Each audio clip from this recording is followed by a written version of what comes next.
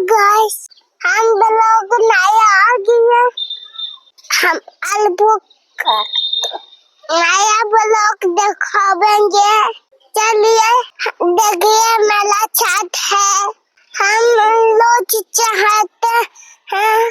देखिए मेरा खेत है। कुत्ता बैठल है। देखिए हमको छत है। से बंडल है।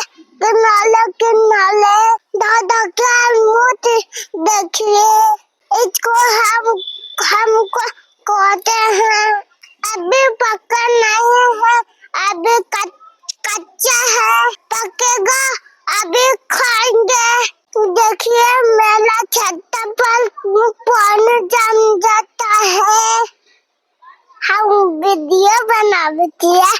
देखिए पानी जम रहा है कि मेरा माथा में लगावे वाला अलबेला है। माथा में लगावे वाला हम इसको में कोटा लगता है। देखिए कोटा हमारा गाय बना है। देखिए मेरा गाल है। अभी नहीं दिलाया है। दिला जाएगा। ठीक है, हम ब्लॉग दिखावेंगे। आप चलते हैं। कल दिखावे